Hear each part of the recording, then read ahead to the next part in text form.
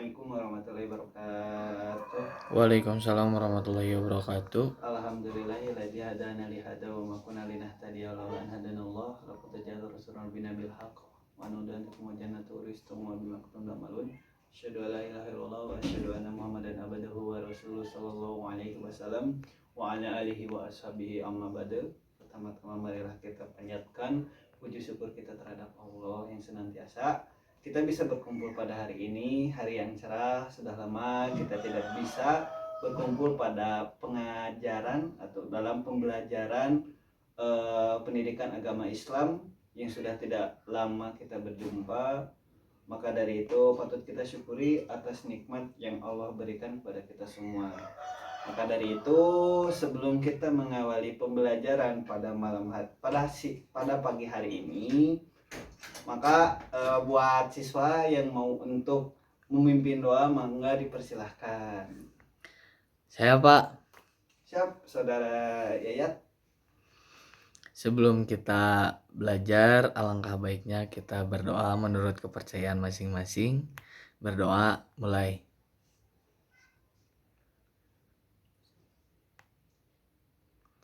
Berdoa selesai. Nah, buat adik-adik, apa itu sholat Jumat? Apa pengertian dari sholat Jumat? Sholat Jumat itu adalah ibadah yang dikerjakan setiap di hari Jumat, yang mana dilakukan 2 rakaat secara berjamaah dan dilaksanakannya setelah khutbah. Nah, buat adik-adik, kan mungkin yang namanya Jumat mah udah sebuah kewajiban, jangan sampai ditinggalkan. Mengapa waktu khutbah Jumat atau waktu sholat Jumat dilakukannya setelah khutbah? Karena memang di dalam hadisnya seperti itu dijelaskan bahwasanya Nabi mempraktekkan sholat Jumat itu setelah pembacaan khutbah. Dijelaskan di dalam surat Al-Jumu'ah ayat 9 yang mana bunyinya A'udzubillahi minasyaitonirrajim. Bismillahirrahmanirrahim. Ya ayyuhalladzina amanu idza nudiya lis-sholati min yaumil jumu'ah fas'au ila dzikrillah wa dzarul bai'. Dzalikum khairul lakum in kuntum ta'lamun. Hai orang-orang beriman, apabila diajak untuk menunaikan sholat Jumat, maka bersegeralah kamu atau kalian untuk mengingat kepada Allah dan tinggalkanlah di dalam hal jual beli. Nah, di sini yang harus kita garis bawahi, khutbah kan tidak ada di dalam landasan firman Allah ini, tapi di dalam fas'au ila zikrillah, di mana khutbah itu adalah untuk fas'au ila zikrillah, yaitu mengajak untuk mengingat terhadap Allah dengan nasihat-nasihat dari khatib yang sudah disiapkan. Dan juga di dalam sholat Jumat itu ada beberapa syarat, yang mana syarat sahnya sholat Jumat yang pertama yaitu sholat Jumat diadakan di tempat yang memang diperuntukkan untuk sholat Jumat. Ya jangan sampai gitu ya adik-adik teh karena pengen sholat Jumat gak ngejumpain masjid di WC. Ya coba kita maksimalkan untuk mencari sholat Jumat itu di dalam masjid. Tidak perlu mengadakan pelaksanaan sholat Jumat di tempat sementara seperti tanah kosong atau ladang atau kebun dan lain-lain. Khotbahnya biar cepet, jadi saya khatib sendiri aja, itu gak apa-apa, itu gak boleh ya. Minimal jumlah peserta sholat Jumat atau jumlah jamaah untuk sholat Jumat adalah 40 orang. Nabi bagaimana di dalam keadaan pandemi yang dari MUI sendiri memperjelas bahwasanya Jumatan di rumah masing-masing, karena itu udah menjadi ijtihad dari ulama, itu tidak apa-apa. Tetapi kalau kita bisa memaksimalkan, lebih baik di masjid. Sholat Jumat dilaksanakan pada waktu sholat duhur dan setelah 2 khutbah. Waktu sholat duhur itu ya berarti sebelum sholat asar. Misalnya jam 1 tidak apa-apa. Bapak juga ya pernah gitu menjumpain sholat Jumat baru dimulai jam 1, jam setengah 2, itu tidak menjadi masalah asalkan memang ada uzur tertentu dari suatu wilayah, misalnya kejebak hujan, tidak ada ininya, menunggu yang lain, mungkin itu tidak menjadi masalah. Dan salat Jumat memiliki ketentuan, di mana ketentuan ini adalah di dalam hal khutbahnya, yaitu mengucapkan hamdalah Kayak tadi kan seperti mukadimahnya, alhamdulillahilladzi hadana li hada, adhabal ana hadzan, alhamdulillahilladzi anzala abdal kitab wa lam yaj'al lahu waja. Itu masih banyak lagi di dalam pengucapan hamdalah. Mengucapkan sholawat Rasulullah Shallallahu Alaihi Wasallam itu sudah jelas. Kita juga harus mendoakan. Mengucapkan 2 kalimat syahadat, asyhadu alla ilaha illallah, asyhadu anna muhammadar rasulullah di dalam hati.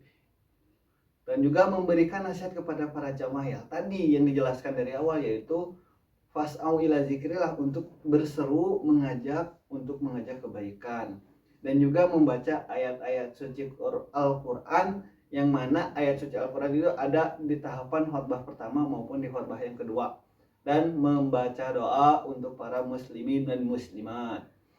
Dan juga harus diketahui juga ya, di dalam salat Jumat itu terdapat banyak pahala yang mana menjadi sunnah. Berarti yang namanya sunnah dikerjakan dapat pahala, tidak dikerjakan tidak menjadi dosa. Nah, mandi sebelum datang ke tempat pelaksanaan sholat Jumat. Bahkan kalau di zaman Nabi, karena memang kesulitan air, Nabi itu bersabda bahwasanya kalau memang tidak mau mandi, setidak-tidaknya 1 minggu bisa sekali untuk mandi pada hari Jumat. Nah, makanya dari itu kalau kita mau pergi untuk sholat Jumat, diupayakan untuk mandi terlebih dahulu. Memakai pakaian yang baik, diutamakan putih dan berhias dengan rapih, seperti bersisir, jangan acak-acakannya rambutnya gondrong, terus kemana-mana rambutnya, itu jangan sampai. Mencukur kumis dan memotong kuku. Nah, ketika kita ingin bertemu sama seseorang, bertemu sama seorang pejabat, kita memakai pakaian yang rapi, pakaian yang paling bagus. Tapi kenapa ketika kita Jumatan memakai kaos, itu jangan sampai hal itu terjadi kepada kita semua ya.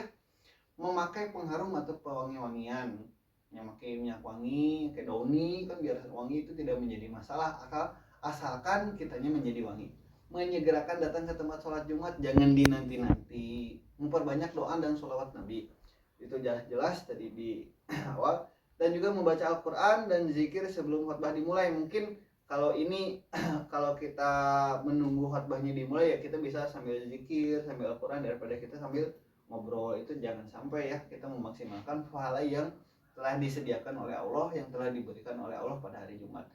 Dan juga ada beberapa hikmah ya sholat Jumat, yang mana sholat Jumat itu diantaranya simbol persatuan sesama umat Islam dengan berkumpul bersama, beribadah bersama dengan barisan shaf yang rapat dan rapi. Nah, ini yang harus diperhatikan ketika memang barisan yang kosong itu supaya diisi terlebih dahulu ketika sholat Jumat. Jangan sampai ditinggalkan, jangan sampai biar sendalnya nggak hilang dekat sendalnya sendiri, itu nggak boleh ya. Lihat dulu barisan shafnya ada yang kosong atau enggak.